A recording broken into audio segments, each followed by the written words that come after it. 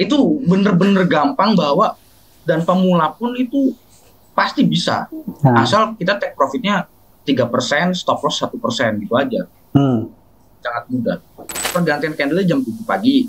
Nah, kita open posisinya itu jam 6.55 atau jam 6.50. Ketika candle Moribozu itu udah sekitar 80% jadi, kita HK. Pasti dia akan koreksi bikin buntut untuk lanjutnya ke atas. Oke, siang semua. Balik lagi di PT Pelatihan Profit Internasional. Dengan podcast kita kali ini, kita akan sedikit membahas tentang cryptocurrency ya. Dan narasumber kita ini ya memang sudah lama ya di dunia cryptocurrency ini ya, Mas. Saya baru 4 tahun sih. Baru 4 tahun baru. Ya, itu masih bisa dibilang pemula sih itu. Iya. Tapi perkenalkan diri dong, siapa namanya dan aktivitasnya apa saja, dan sudah ngapain aja selama 4 tahun itu di dunia kripto ya. Saya Abdul Rozak, saya masih kuliah di UMM Malang ya. Nah, selama 4 tahun dengan dunia kripto, pertama ya belajar dulu. Di tahun pertama kita masih FOMO lah, kayak pengen menghasilkan uang cepat gitu. Tapi pada ujungnya ketika kita punya mindset seperti itu tambah salah. Makanya selama 4 tahun itu saya belajar dan terus mencari kesalahan saya. Jadi untuk tahu yang bener-bener menjadi seorang trader itu seperti apa. Jadi mencari pengalaman. Iya, karena masih banyak banget itu kesalahan trader pemula yang pengen menghasilkan uang yang cepat, dan itu salah. Nah, jadi intinya ya menghasilkan uang yang cepat itu salah di dunia trading ya. Salah banget ya. Iya. Oke, jadi mungkin teman-teman apalagi yang subscriber channel Pelatihan Profit Internasional ini lebih kenalnya tentang forex dan juga gold dan sedikit banyak tentang saham, tapi kita jarang membahas tentang kripto. Nah, kalau kita ngomongin tentang kripto pasti 11-12 sama Bitcoin gitu ya. Nah, itu udah intinya malah intinya.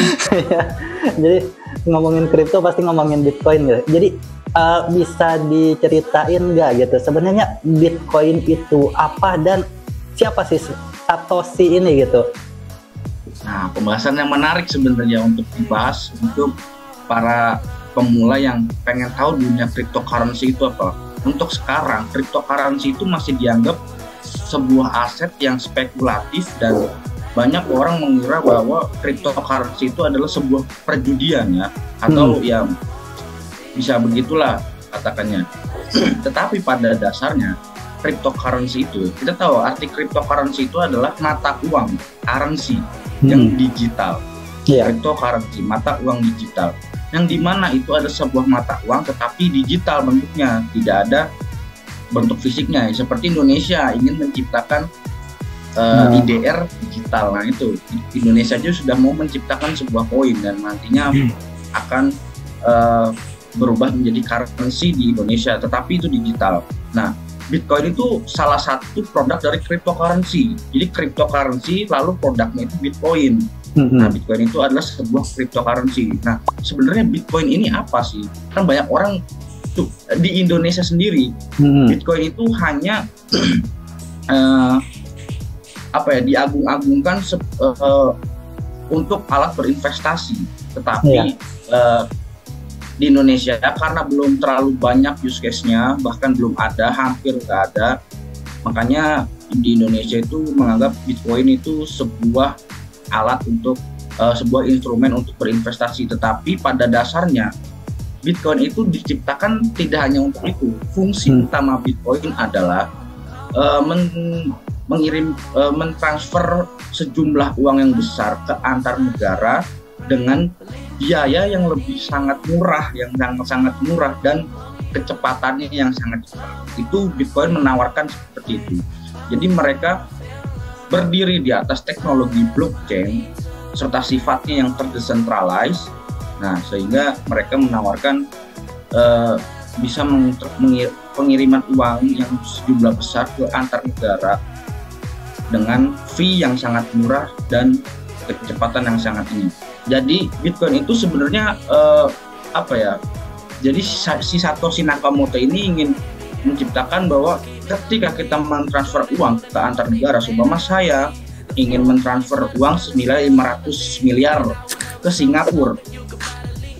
Kalau kita pakai bank sentral itu sudah pasti lama, minimal 7 hari, dan biayanya atau biaya adminnya itu lebih mahal. Tetapi ketika kita menggunakan jaringan Bitcoin ini, itu nggak sampai 15 menit, dan fee transaksi atau biaya adminnya itu hanya, kalau untuk sekarang itu sekitar 0,002 atau sekitar 150 ribuan. Nah, kenapa kok mahal? Katanya murah, cuma 150 ribu. Kalau dalam jumlah yang besar itu sangat murah. Tetapi balik lagi, cryptocurrency itu banyak, tidak hanya Bitcoin.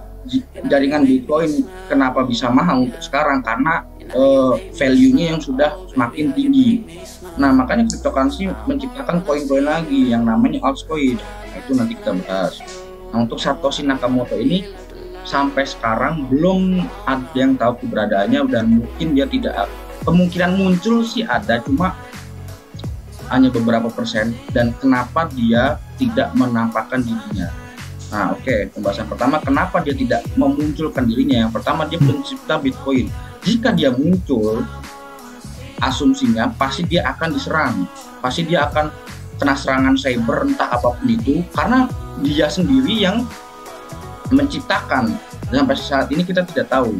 Dan jika Satoshi Nakamoto muncul, maka jaringan Bitcoin sudah tidak lagi terdesentralized atau tidak peer-to-peer lagi. Jadi ada middleman tetap aja seperti altcoin lainnya. Nah, makanya kenapa Satoshi Nakamoto itu tidak muncul seperti itu. Dan itu masih, kita juga belum tahu dia sekelompok atau seseorang atau sebuah perusahaan, dan lain banyak konspirasi tentang Satoshi Nakamoto. Oke, jadi tapi kan yang saya tangkap gitu, jadi kalau Bitcoin atau koin-koin lainnya yang kripto gitu, itu kan currency, tapi mereka tidak ada negara yang menjaminnya gitu. Berbeda dengan rupiah dan dolar gitu. Karena rupiah sendiri pun kalau tidak ada Bank Indonesia yang menjamin jika itu adalah alat tukar untuk melakukan transaksi, maka itu cuma selembar kertas, nggak ada value-nya gitu. Nah, sekarang bagaimana dengan Bitcoin dan altcoin yang lainnya gitu, yang tidak ada negara yang menjaminnya? Yang menjamin Bitcoin atau altcoin lainnya itu bukan dari sebuah negara, tetapi soal kepercayaan pada mayoritas masyarakat. Ya, contohnya seperti negara deh, kalau misalnya Indonesia, tapi dia tidak dianggap mata uang, ya sama aja seperti itu. Seperti itu pula pada Bitcoin, dia memilih, banyak orang yang menaruh kepercayaan kepada Bitcoin. Nah, itu yang menjadikan Bitcoin yang memiliki value tinggi seperti itu. Karena sejarahnya ini sangat panjang, dari sebelum Masehi. Sistem Bitcoin itu sudah ada ratusan tahun sebelum Masehi, itu sebenarnya sudah ada. Jadi panjang ceritanya. Dan nggak bisa ya, kalau mungkin singkatnya gitu. Pada intinya gini sih, semua itu bisa menjadikan alat tukar, tetapi gimana kitanya atau kumpulan masyarakat ini bisa menerimanya. Dulu kita juga pernah pakai barter batu, pakai mata uang batu. Nah, batu atau logam emas pun kan bisa dijadikan sebagai alat tukar. Nah, semakin beriringnya waktu kan teknologi semakin berkembang. Maka dari itu, ini seperti balik lagi sebelum Masehi, bahwa pertukaran mata uang ini itu dianggap sebagai kepercayaannya masyarakat. Jadi kayak negara, karena negara ini, kenapa IDR itu bisa dijamin oleh negara, ya karena itu sentral, bukan desentral. Kalau desentral kan tidak ada sesuatu entitas yang bisa mengontrol gitu. Karena dikontrol oleh pemerintahan, maka IDR sah untuk jadi currency seperti itu. Jadi intinya selama itu masyarakat masih percaya sama Bitcoin, berarti Bitcoin tetap ada harganya ya. Ya. Ya, tapi bagaimana kalau masyarakat kehilangan kepercayaan sama kripto gitu? Apakah mungkin akan turun harganya atau gimana? Ketika itu kemungkinannya sebenarnya saya bisa ngasih 80%, 20% ya, 20% untuk hilangnya kepercayaan. Karena untuk saat ini Bitcoin pun tidak memberikan efek yang buruk terhadap negara, bahkan lebih baik. Karena ada sejarahnya lagi, kenapa Bitcoin bisa menjadi kepercayaannya masyarakat. Itu ada sejarahnya juga. Jadi pada tahun 2013 negara Siprus itu benar-benar terjadinya krisis ekonomi, sehingga semua masyarakatnya tidak mampu mempercayai alat tukar atau bank-bank ini yang tersentral atau terkontrol oleh pemerintah pusat. Nah, ahli IT-nya itu mencoba mencari dan menemukan sebuah Bitcoin, sudah menemukan sebuah jaringan Bitcoin. Akhirnya mereka mempercayai. Nah, pada saat itu Bitcoin kan 2009 munculnya. Pada 2013 itu Bitcoin yang nge-pump. Nah, dari situ orang-orang sudah mulai, wah ini Bitcoin sampai sekarang. Jadi sejarahnya dari negara Siprus. Memang kita harus berterima kasih juga atas komunitas di negara Siprus itu sebenarnya untuk teknologi Bitcoin ini. Oh ya, jadi kan ya intinya kepercayaan. Tapi kenapa sih kripto ini sangat digemari dan bisa dibilang sebagai mata uang masa depan gitu? Karena sifat-sifat dan teknologinya, Mas. Karena ya itu sifatnya yang terdesentralisasi, yang tidak mampu dikontrol oleh suatu entitas, dan supply-nya yang sudah dipatok oleh si pembuat, yaitu Satoshi Nakamoto. Jadi supply-nya hanya 21 juta.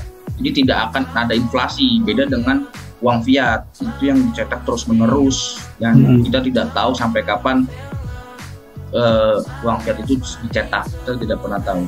Ya, uang fiat itu grafiknya selalu menurun, emas selalu datar, tapi Bitcoin selalu naik karena supply-nya yang terus dipotong setiap 4 tahun sekali.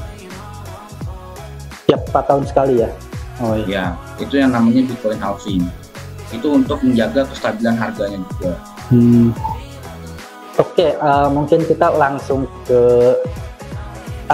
intinya. Jadi gimana caranya kita mengambil keuntungan dari trading cryptocurrency ini, dan bedanya apa sih antara yang kripto yang spot sama yang derivatif gitu? Soalnya kan ada yang kita cuma bisa beli aja, ada yang bisa langsung jual gitu. Itu bedanya apa, kelebihan kekurangannya gitu? Oke, bedanya trading spot atau dengan trading derivatif atau trading future ini. Nah, trading derivatif atau future ini dia sama halnya seperti forex. Sama halnya seperti forex. Jadi bisa nge-buy, kita bisa sell juga.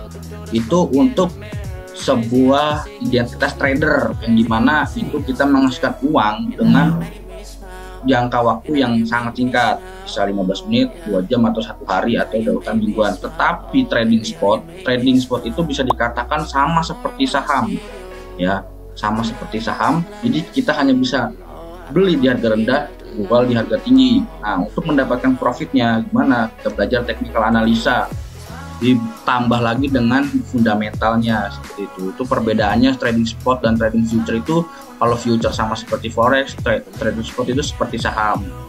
Nah, tetapi trading spot itu apa bedanya trading spot dengan saham? Mending beli saham.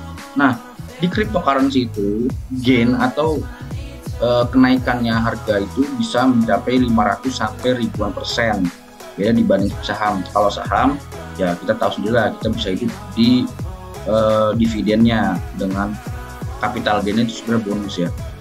Cuma kalau di trading spot itu hanya mengandalkan capital gain, tetapi capital gainnya bisa naik sampai ribuan persen, bahkan modal 100.000 jadi 40 juta pun bisa seperti itu. Oke, jadi dan tapi enggak selamanya, atau mungkin enggak semuanya seperti itu kan yang dibeli langsung naik kan. Soalnya pernah dengar juga tentang Luna dan lainnya gitu. Jadi cryptocurrency seperti apa yang mesti kita hindari untuk ditradingkan gitu? Oke, pertanyaan yang bagus. Koin apa atau token apa yang harus kita hindari ke trading? Ini untuk trading spot ya, karena trading spot itu lebih ke investasi jangka panjang, setahun 2 tahun. Nah, untuk menghindari itu kita harus tahu supply-nya berapa dan project-nya ini apa. Karena setiap koin itu pasti ada white paper-nya dan bisa cari di Google atau di Coin Market Cap itu ada. Semua koin itu pasti ada white paper-nya. Bisa dilihat supply-nya berapa ya tadi, karena tadi sifatnya yang terdesentralized dan transparansinya. Jadi kita bisa tahu supply-nya berapa, lalu project-nya apa, fundamentalnya di white paper itu gimana. Jadi yang harus kita hindari itu koin-koin yang supply-nya sangat banyak ya. Yang kedua, kita ketika nyari news fundamentalnya, ini koin project-nya apa. Oke, contoh seperti Shiba Inu, kita katakanlah, dia supply-nya berapa triliun dia supply-nya. Jadi harganya itu micin banget. Nah, yang kedua project-nya apa? Nggak ada project-nya. Dia bisa bertahan sampai sekarang dan tidak di-delisting oleh CEX dan DEX. Kenapa? Karena kekuatan komunitasnya. Nah, itu yang harus hati-hati. Koin-koin meme ya seperti Doge atau Shiba dan lain-lain, supply-nya juga banyak dan project-nya pun hanya untuk main-main. Ada lagi satu lagi PP nanti, itu sama semua. Nah itu harus hati-hati. Lalu gimana caranya ketika kita mencari koin yang bagus? Ya udah tinggal dibalik aja, supply-nya sedikit, project-nya apa, udah ikutin news fundamentalnya di Twitter atau di X gitu Mas. Oh ya, jadi kan tadi ikutin fundamentalnya gitu. Jadi sebenarnya itu kan nggak ada negaranya, nggak ada perusahaannya juga gitu. Jadi fundamental seperti apa sih yang harus dilakukan? Fundamentalnya itu mengikuti project-projectnya dia. Jadi dia akan sebuah koin itu diciptakan pasti ada projectnya. Seperti Coinbase itu ada projectnya, mobil listrik udah listing di Dubai. Nah itu kan kita bisa ikutin di akun ofisialnya seperti itu. Jadi kita hanya mengikuti news fundamental dari project coin tersebut di akun sosial media resminya seperti itu Mas. Karena tidak ada sebuah negara. Dan uniknya lagi, cryptocurrency ini tidak terpengaruh dengan news CPI, NFT, BPI. Dia pergerakannya tidak terlalu ekstrim ketimbang XAU ya. Kita tahu XAU itu gila. Dan cryptocurrency Bitcoin itu tidak, dia pengaruh tapi tidak fluktuatif, lebih fluktuatif XAU seperti itu. Ya pergerakan cuma net gitu aja, pas sampai XAU sampai terjun kemarin NFT kan juga gila. Udah naik turun. Ya.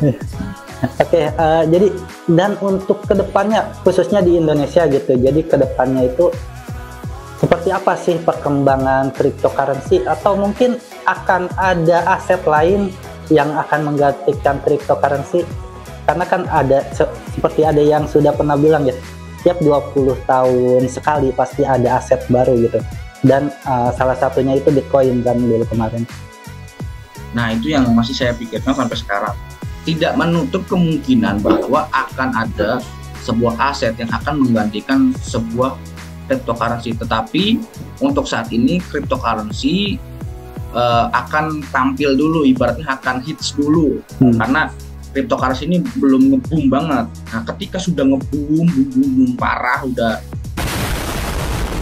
digoreng sana sini, nah mungkin akan disitulah timbul sebuah perpecahan aset Bitcoin itu. Nah untuk kedepannya di Indonesia ini sebenarnya ya mungkin di Indonesia pun, bahkan Indonesia tahun 2024 ingin mengeluarkan yang namanya IDR digital. Tapi sini harus diperhatikan, Indonesia Central Bank Digital ya, atau itulah, itu tetap sifatnya sentral, jadi tetap dikontrol. Nah itu yang bahaya sebenarnya. Kenapa bahaya? Ketika kita tidak mengikuti aturan pemerintah, nah di situ dana kita bisa dibekukan ya, karena pasti ada nomor UID-nya atau apa dan lain-lain. Nah di situ yang harus hati-hati. Jadi kita tidak bisa melakukan pembayaran atau apapun itu. Jadi pihak negara karena sentral, dia memiliki kekuasaan, jadi bisa semena-mena. Nah itu yang sebenarnya harus diperhatikan. Tetapi untuk perkembangan zaman teknologi kita patut acungi jempol, Indonesia ingin beralih ke dunia kripto, tapi untuk ya itu kita lihat nanti aja lah. Saya kurang setuju bahwa Indonesia mengeluarkan sebuah koin yang namanya IDR digital karena masih sentral seperti itu, Mas. Jadi inti dari peer-to-peer-nya itu hilang dong kalau masih sentral. Nah itu sifat terdesentralisnya hilang. Iya. Nah itu harus diperhatikan. Makanya agak gimana gitu ya, lihat aja lah nanti gimana. Karena kita nantinya akan dibungkam sangat gampang karena aset kita atau dana kita itu semua nanti akan diberalihkan ke IDR digital. Nah itu yang harus diperhatikan. Oh ya, mungkin ini ke salah satu teknik trading ya. Jadi bisa mungkin beri contoh nggak? Ada nggak sih cara untuk trading kripto yang bisa dibilang tidak ada resikonya, misalkan seperti arbitrage antar broker gitu. Jadi kita mencari perbedaan antara harga jual dan harga beli di satu broker ke broker yang lainnya gitu. Ya. Untuk trading cryptocurrency dengan win rate 100% itu nggak ada. Semua technical analisa atau semua teknik itu pasti memiliki yang namanya resiko. Sekalipun arbitrage itu malah menurut saya lebih susah, hitung-hitungannya ribet karena kita harus melihat ini itu nggak segampang itu untuk arbitrase. Jadi teknik yang 100% ampuh itu sebenarnya tidak ada karena kita bergerak di instrumen yang probabilitasnya 50% dan kita tidak menutup kemungkinan bahwa adanya bandar di market ini. Jadi kita tidak bisa melawan market seperti itu. Yang kita bisa hanya melawan diri sendiri gitu. Tapi ada teknik yang simple ada di kripto ya. Kalau di forex dan saham itu saya belum backtest, tapi kemungkinan tidak akan bisa. Tapi kalau di cryptocurrency itu saya udah backtest dan win rate-nya bisa saya katakan 95%. Wih, apa itu? Itu bener-bener gampang bahwa dan pemula pun itu pasti bisa. Asal kita take profitnya 3%, stop loss 1% gitu aja. Sangat mudah. Bisa di-spill nggak nih? Jadi bikin orang penasaran nih. Oke, kita spill di sini ya, di channel ini aja. Yang lainnya di Indodax pun saya nggak spill. Jadi kita tahu bahwa di trading itu ada jam-jamnya atau time frame-nya ya, time frame. Nah, kita biasa pakai time frame waktu 4 jam atau H4. Nah, pergantian candle H4 ini kan setiap jam 7, jam 11, jam 1, terus jam 3 kalau nggak salah, ke jam 4 ya. Ya itulah. Nah, kita tradingnya itu hanya pagi aja. Jam 7 pagi atau jam 11 siang. Oke, kita udah nemu jamnya ya. Jam 7 pagi dan jam 11 siang.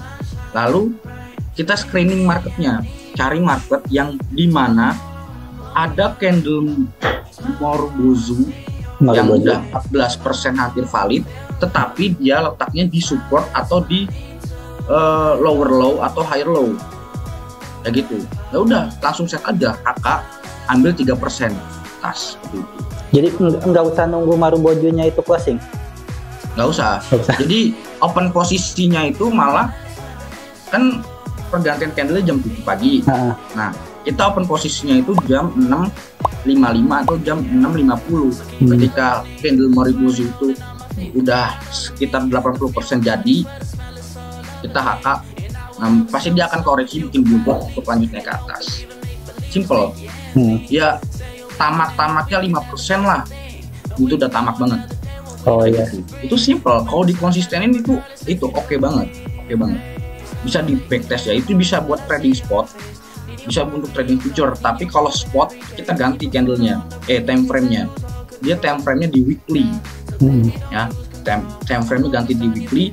Cari dia.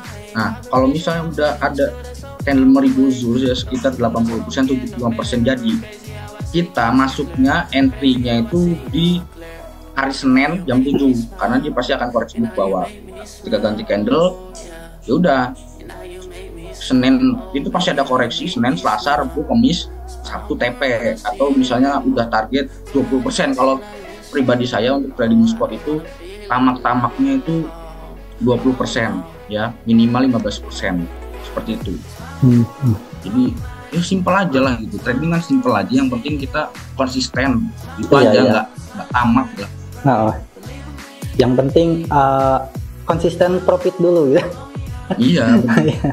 yang penting konsisten ini sih, melawan nafsu itu susah, itu yang susah.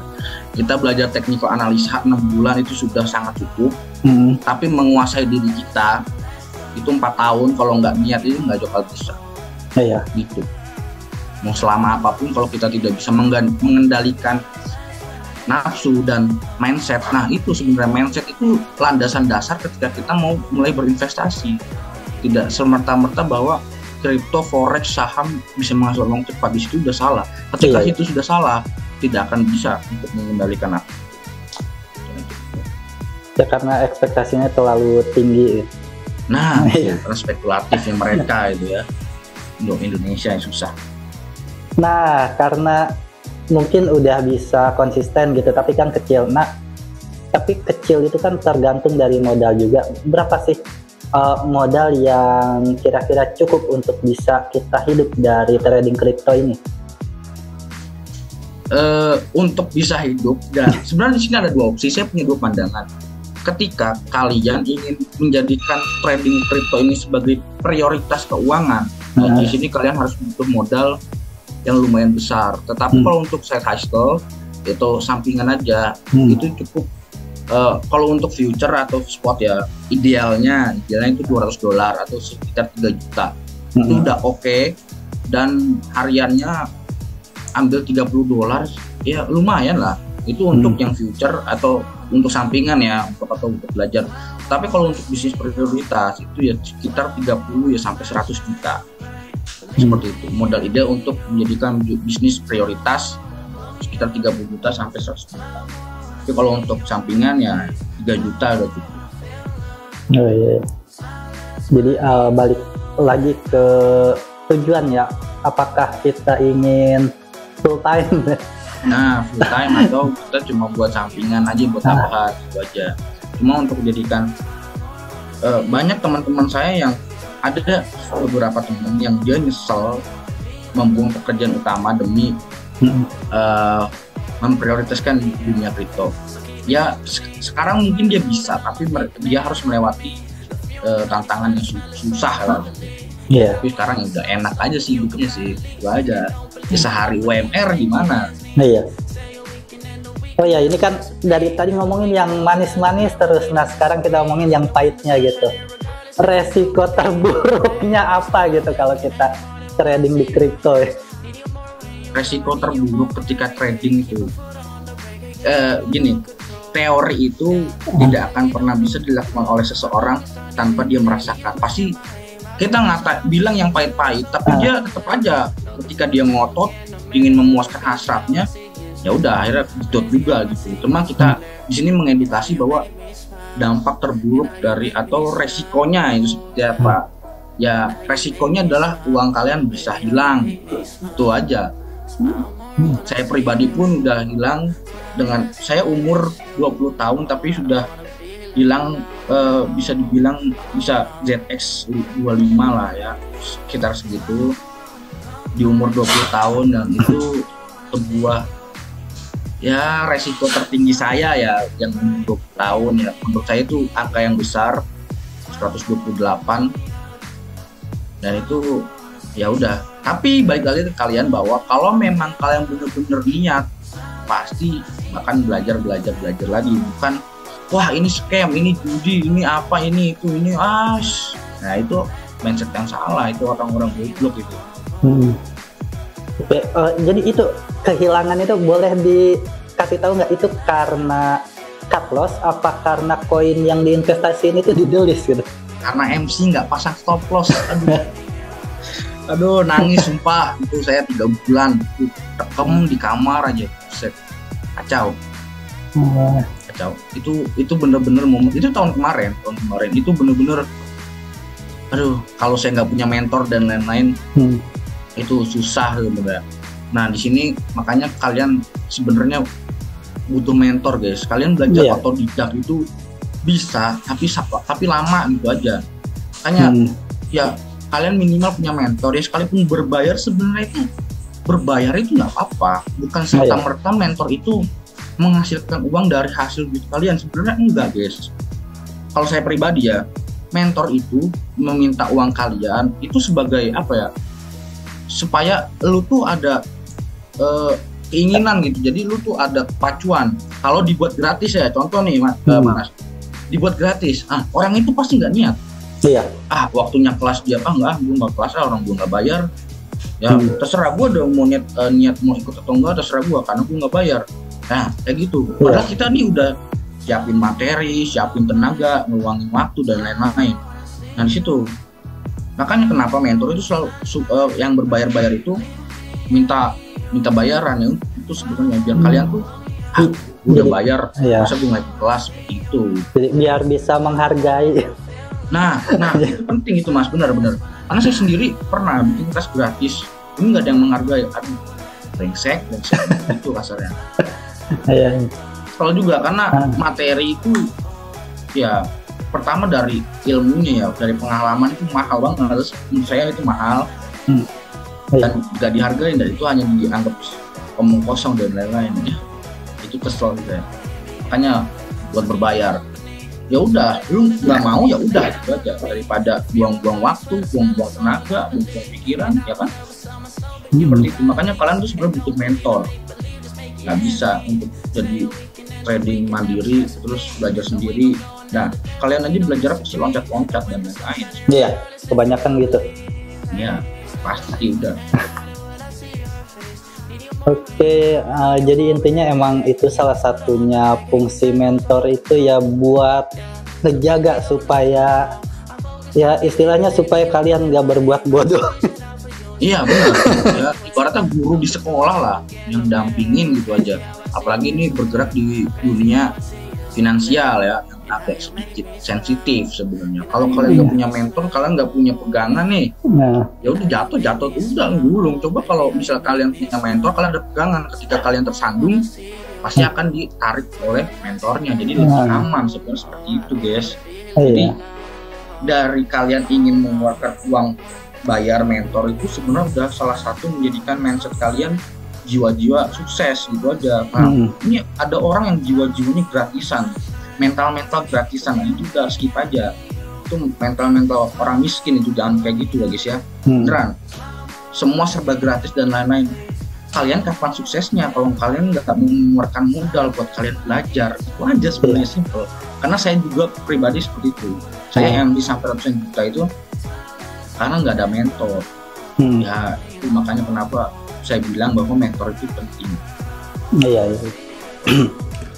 Oke, sangat membantu sekali nih pengalaman pribadi nih.